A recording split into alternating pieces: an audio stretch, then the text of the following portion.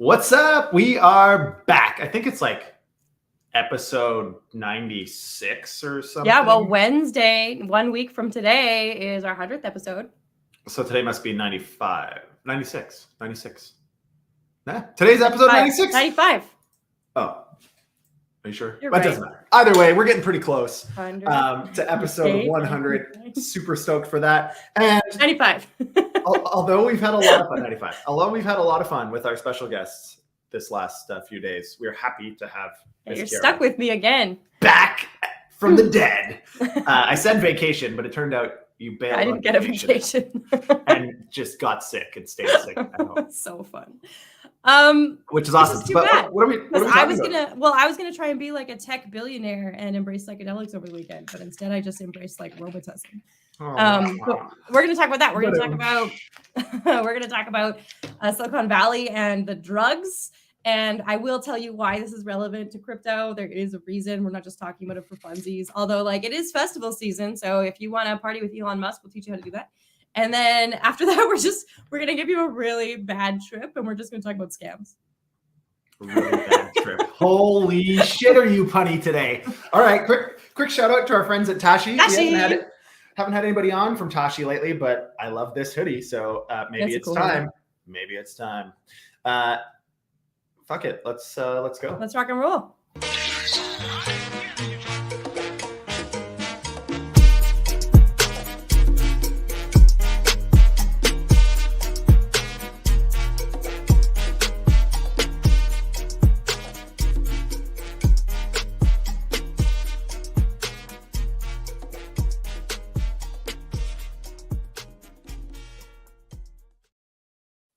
Nikki's been so good at tuning in. Woo! Just wait a second. Something's going on here. My sound got all screwed up. Oh. Yeah, it was weird. Oh, I messed it up. I can't even blame it on anybody else but myself. I love that Nikki comes every day and knows what the news is. Nikki, your sound good? Yeah, it's awesome. Yeah, sure? I'm fixed. Because now you're muted on Twitter. So. Oh. OMG. This is what happens when I don't turn my Bluetooth off. Apple's amazing because these headphones connect all my Apple devices instantly, except for when I really well, I can see. Yeah, except for when I don't want them to. Okay, so we got tons of shit to talk about today. But first, we're starting on a little bit of a light note, maybe kind of fun. Is it? I don't know. I feel like it's such a I think crisis. it's kind of funny. So we're talking about how tech entrepreneurs use psychedelics, and this is a big Silicon Valley thing. And like we've always known this, right? If you live in present company excluded. Present company excluded. Yes. Yeah. Jeez. I would show up in a ditch. Call yourself somewhere. a tech entrepreneur? I don't know. Maybe. Yeah. This is why I don't do drugs either. We have very extreme personalities, right? I would probably just be dead. Absolutely. That's why I'm always surprised to hear about others who have really extreme personalities doing lots of drugs to like quote unquote further their career and have innovative thought and have mind expansion. I'm like, are you not already part of the like top percentile of intelligence? How much mind expansion do you need? And does it really work? But people are stoked because it's coming out that people in crypto are doing a lot of drugs, which like, I don't know. I don't know if this is really news in that sort of way. Like people can kind of do whatever they want. And it's not surprising that those in tech or those in crypto happen to be doing lots of drugs. But what is a really big deal is that it's like big names right now. So Sergey Brin, who was one of the co-founders of Google, has come out to say that he does mushrooms really regularly. It helps him with his creativity, problem solving, and personal growth. But then the really big one that crypto bros are not sure about is that Elon Musk is doing ketamine. Have you ever been around people doing ketamine? Yes. Yeah. I'm not going to go too deep into it, but it's not usually my favorite. But it's a pretty big white collar movement at the moment, which is kind of strange. I mean, I never really understood the psychedelics thing. I was looking for the name of a book here, and I can't remember what it's called. I thought it was called Burning Fire, but it seems it's not. And was written by some big Silicon Valley names. I'll have to find it. I'll find it. We'll put a post. Anyways, it was all about how you go to Burning Man or you go to Coachella or all these other places, and you see a lot of surprisingly well put together white collar entrepreneurs. Absolutely. Big names like centimillionaires, billionaires, a lot of them are all at these places And the stories that they tell about kind of the transcendental experiences that they have, and like some of the ideas that are born from these kind of mind-opening experiences, sounds like something that like a drug dealer would tell you if they're trying to convince you to like buy drugs. But this has been something that like especially microdosing and different things it has really been a thing for longer than we all want to admit. For a super long time. Yeah. And then we're seeing guys like, you know, SBF, our best friend, and others that are just all over Adderall. And like, that's become a bit of an epidemic for white collar.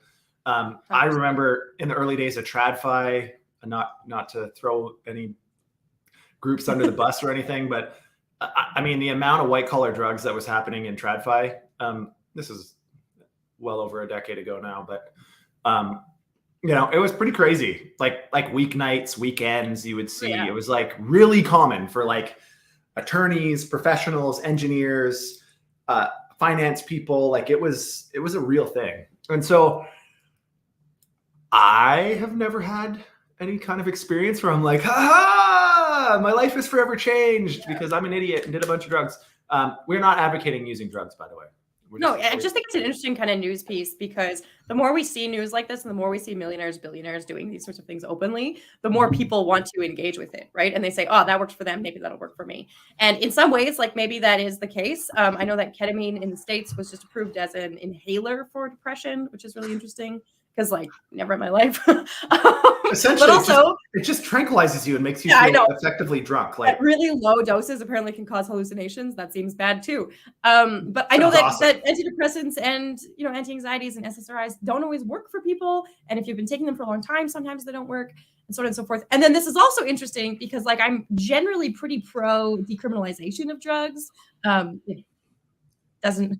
We don't have to get into my socialist beliefs on that, but I'm generally pretty pro that, except that in these instances, when we have like Elon Musk saying, I use ketamine, now we have, people who live in downtown Detroit being like, oh, ketamine is safe. And they are not from the same sources. Like they're not getting the same thing and they're not going to get the same use out of it, right? Yeah, I mean, so that's one problem. The leading cause of death in the United States for people under 18 and even under 30 is opioid overdose. Yeah. And so it's a massive concern right now. They say upwards of 100,000 of Americans a year are dying, and that's probably consistent across the board in other Western countries. Canada is definitely not immune. It was a crazy epidemic even when I still lived in Canada. And so like the problem with this fentanyl and stuff is there's a lot of people that are like, lifelong drug addicts that just overdose or take too much or whatever. But there's a lot of people dying that didn't even know they were taking fentanyl. It was mixed in with other shit. And so that to me is like even a bigger concern. It's not just about, do you know that you're taking, for example, ketamine or some other psychedelic mushrooms or whatever, but do you also know that it doesn't have other shit inside of it, that it's not mixed with some other stuff that's potentially going to kill you or, permanently mess up your brain, which I've seen. I had some friends in high school that. Go ahead. Yeah, we don't want to get into the high school because I grew up in Red Deer. Which means nothing to anybody that's listening here, but it's a tiny little town that has a lot of. Here. Fair. So the other thing is like, okay, I might be pro decriminalization of drugs, but I also believe that the legalization of the majority of drugs makes for a more compliant population. And so we've seen that with alcohol, we see that with weed, and now we're looking at K being legalized, we're looking at mushrooms being legalized, we're looking at other psychedelics being legalized. And in my opinion, only in hippie Canada. We're not looking at that in America. No, they are looking at that in America. K is legalized in America as an antidepressant. That's insane. Yeah. So this is not a hippie Canada thing, but I do believe that when we introduce these substances and we see that the government is legalizing them, A, taxes, B, power and control, which means that C, they want a really low functioning population to continue participating. That's really obedient with their hands out. Yeah. Don't get me started on the conspiracies around this one. But anyways, so I guess what we're trying to say is this is out there. It's swirling around. It's been corroborated by quite a few different sources. Like, I don't think this is just some fluff puff piece. What we're trying to say is it happens, but Elon Musk's reality is much different than the rest of us. So be bloody careful, and don't take this as blanket permission that ketamine and other psychedelics are safe. They're not. Absolutely. If you've been around enough people that have participated in these types of festivals and done drugs, I've seen some pretty crazy shit. Some pretty crazy shit. I didn't know we were going to do a dare episode, but here we are. So why does this matter to crypto? Well, we've talked before about crypto in the black market. We're not going to talk about that again, but we're seeing an NFT auction supporting psychedelic therapy in the States. So the Berkeley Psychedelic Survey indicates that more than 60% of the country now supports the legalization of psychedelics for therapy. That's in the States. And so they have this huge like digital piece going on NFTs by Christie's that is basically like a fundraiser to support this research. Yeah. So I'm not a huge fan personally of mass legalization of a lot of these drugs. Unless we were to go to the point of what happened in Canada, where everything is controlled by the provinces for marijuana, right? So marijuana is under the jurisdiction of the provinces, and distribution and quality control and all of that stuff is very, very strict. It's like that in the US, actually. Like even in California or Colorado, very liberal states, the rules are insanely strict. And so on one hand, I don't mind that. I mean, we allow people to drink and smoke. So, I mean, drinking and smoking, both are horrible for you, both of which I don't do, but I used to. So there's a reason I don't do them anymore. And so, I mean, yeah, I do believe that this episode is actually just about how RBL is straight edge. That's what we're going to do for the whole episode. I haven't heard that word for like 20 years. Just going to put X's on your hands and like... Yeah, and like paint my fingernails black and all this weird shit. Yeah. Anyways, but I mean... The thought that we're just going to legalize all of this stuff and just say, have at it, I just don't think it's possible. Okay, but what about the NFT auction? Just wait, damn it. I'm getting there. I'm getting there. So what I don't mind about this, and I don't mind at all, the physician supervised therapies using these types of drugs. So I actually at Avalanche Barcelona, a girl that was working for Avalabs there is also a founder of a startup in Europe. And they were doing psilocybin, which is the active psychedelic in mushrooms. They were doing that in medically supervised environments to treat people with PTSD and severe trauma and all this other crazy stuff.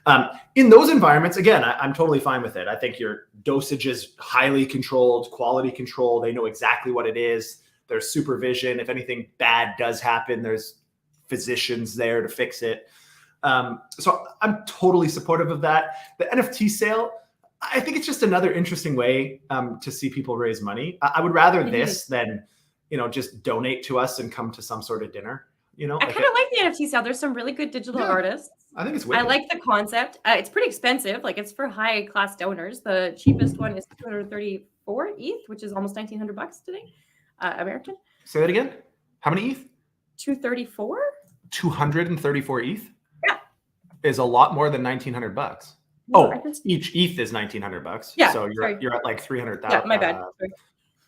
$500,000. Holy hell! Right. It seems like a lot. Yeah, that's pretty crazy. My quick Google calc says that it's over $43,000 for the cheapest NFT. So like they're not looking at the average like students trying to donate to this, right? This is for their high bidders. This is probably in place of something that you've stated like a dinner or gala. And people don't like going to dinners and galas anymore. So you might still get something other than just the NFT, but there's also resale value in the NFT, which is like kind of the unintended consequence, right? Evie, I noticed that you just joined. Welcome, my friend. You missed out. We're talking about tech entrepreneurs and psychedelics. It's been an interesting pod today so far. I'm back. Yeah, Killer's back, so we're talking about drugs. You know how it goes. Okay, so now go ahead. I gotta say one other thing about this. Okay. We love to talk about power and control. So what happens if you try to support like psychedelic therapy and then it's recorded on the blockchain that you support that? Can that later be like a governable action? What do you mean? Well, like we always talk about how the easy example that gets used a lot is like, I bought a gun, and now that it's on blockchain, it's irrefutable that I bought a gun. And are you going to tax me in ways I didn't expect you to tax me about it? Or am I going to be punished in these other ways when we talk about power and control of the government? Aren't you the queen of social credits? Isn't that? Totally. Yes, absolutely. But I'm curious. I want to know if this is something that you are like worried about. Like, would you donate to something via blockchain and fear the repercussions? No. But I am probably an outlier on this. And the reason I say that is because it doesn't matter what you do. There's going to be a certain segment of the population that is unimpressed with whatever it is. Sometimes for the right reasons, often for not the right reasons. Like you just never really know. And so I'm not going to spend my life concerned about, then again, I don't think I do anything on a regular basis that I'm not willing to stand by. I mean, if I donated to psychedelics and that came up later, I'd be like, yeah. There was a time when I believe in research and I believe in supporting, psychotherapy. There was a time when weed was being legalized in Canada that people were worried about buying into like shares into that company because they'd be denied entrance to the States. Do you remember that? Actually, when it was first happening, this is kind of ridiculous that we spent 20 minutes talking about this. But when it was first happening in Canada, I applied for a license to get a dispensary because in Alberta they're freaking everywhere, but they only had like 100 licenses at first for the whole province, which sounds like a lot to America. But in Canada, there's like a weed store every couple of blocks. It's like it's ridiculous. It's about as frequent as Starbucks in America. Like it's kind of unbelievable. You can throw a stone from one to the other. Yeah. You could literally get weed anywhere in Canada. It's kind of crazy. But at the time, California and Colorado had already legalized, and it was like this insane windfall, right? They were making hundreds and hundreds of millions a year in tax revenues, which meant that the dispensaries were bringing in billions in revenue. So I was like, holy shit. And then I remember thinking, I applied for this damn thing. And now my name is blasted all over this stuff as being a supporter. And I remember thinking, I don't really give a shit. It's legal. So like, whatever. Like, you're in America now. It must have worked out. I'd flee Canada for that reason. No, I'm just kidding. Anyways, okay. Enough of that shit. Let's talk about some sad news. It's Degen Day today. Degen so Day, in quarter two, over $204 million was lost in DeFi hacks. So every quarter, we try to find a couple of these reports. This is today's report. It came out literally like 24 hours ago. Essentially, it's a lot of atomic wallet, a lot of MEV boost. There's some Bitrue, but it's exploits, it's rug pulls. It's nothing that you haven't heard of, but it is $204 million. So it seems like a lot. Yeah. And I mean, we got to remember, this is like when activity is kind of at the bottom on the chain. Like the people that remain, like we don't have a whole bunch of new novice, blind entrance into the space like we do at the frothy time of a bull, right? And so this is like people that probably have been around for a minute that are just becoming a little bit complacent, maybe not thinking that the scammers are out, but they're there always. And 204 million is a lot of money. I mean, we're talking in the billions every year, generally speaking, but this is crappy. MEV, I'm not sure. Did they include MEV in here? Yeah. So MEV to me is a form of exploit. And as soon as regulation comes in, that will be stopped pretty bloody quick because it's a incredible unfair advantage that most people can't take part in. And we've seen groups that are making tens or hundreds of millions a year managing MEV bots. It's unbelievable how much money is being siphoned off the market in these types of ways. And I had a good friend of mine has done some fairly deep research into this. And roughly of the largest trading pairs on Uniswap, roughly 76% of all volume is due to MEV, which is kind of insane if you think about it. But anyways, this is shitty. Keep your guard up and your eyes wide open. Scammers are everywhere. They're all the time, more and more creative. We talk about this all the time. It's a lot harder for them to get away with it now than ever before. Still exists, so. But it still exists. Especially I also want to say this is only 117 DeFi hacks reported. I'm sure there are more individual wallets, small rugs, that kind of thing that don't get reported, especially with shitcoins, right? Like we know a couple people at our own company who got robbed with some Pepe lookalike kind of things, and like not a small amount of money for them as average people, right? And I'm sure those are not included in this $204 million loss. No, that was kind of my final point on that one too. Is I took it. No, I mean, but it's valid. I think there's a lot of this. The ones that are harder to get away with are the larger hacks, the ones that there's more eyeballs on, that law enforcement actually cares about. But if somebody fishes your wallet and takes $20,000, that could be a lot of money to you.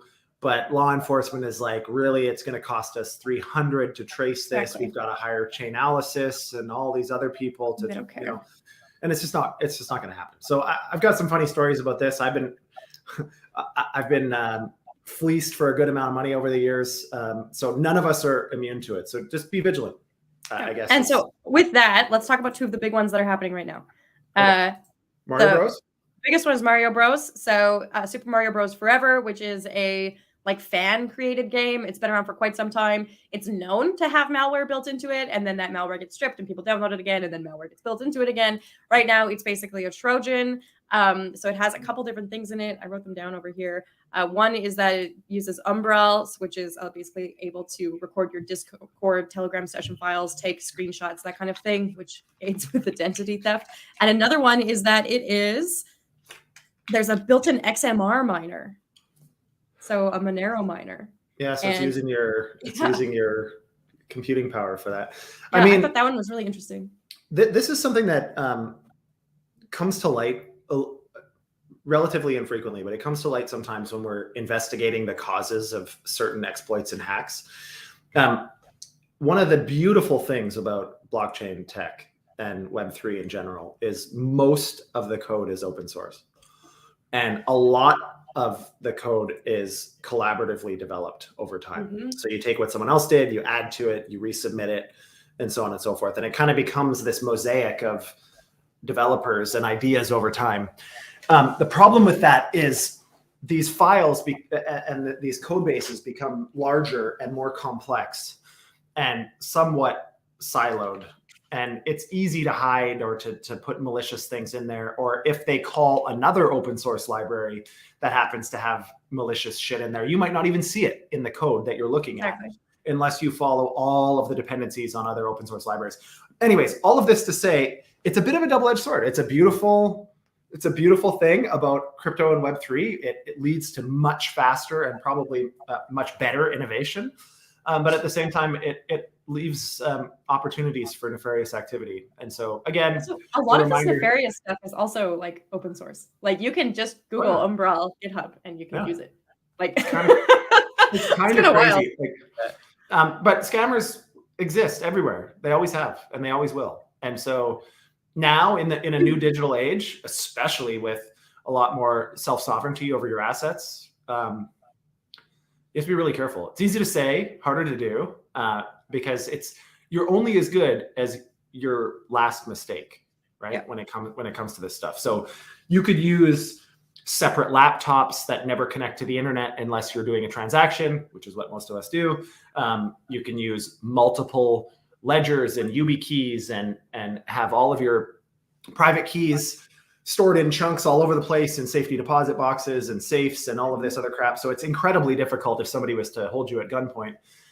But then if you accidentally trade from your phone one day, or you're just connecting to Discord or some nonsense, it can all be for naught. So every time that you interact with any third party, anything, be damn sure that you're comfortable with that device potentially having some version of spyware or phishing or something on it, because that's anytime you download something, anytime you open an attachment on Telegram or on Discord or anything, you are opening a new risk vector. So be careful.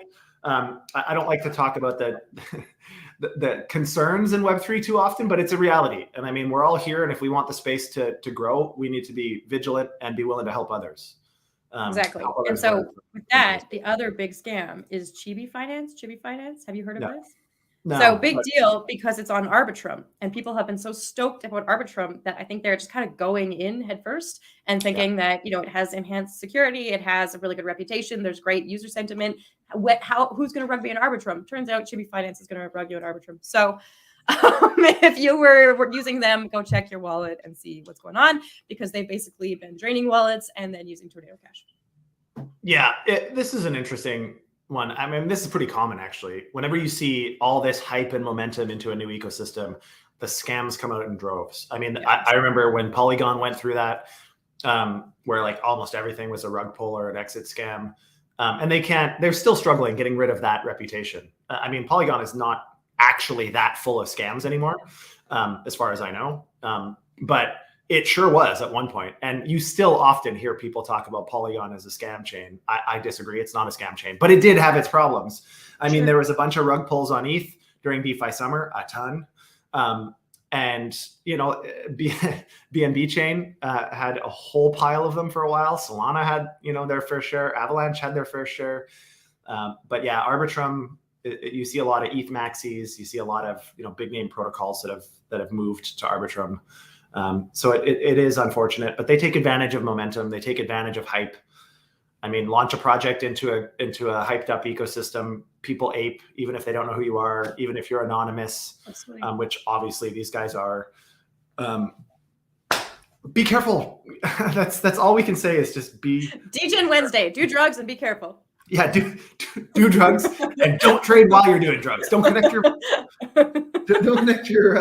devices to anything while you're high. Don't use your trading device with Skip the Dishes or Uber Eats. Okay, it's not worth it. I don't want you to do it. All right. Okay. This is a weird Degen episode, but we made it through. Tomorrow is Crypto Arms Race. We already got some stuff lined up for that. I can't imagine you have stuff lined up for Crypto Arms Race. Okay. What did I do while I was sick? Scroll on my phone and read about international. Doom scroll. Yeah, no shit.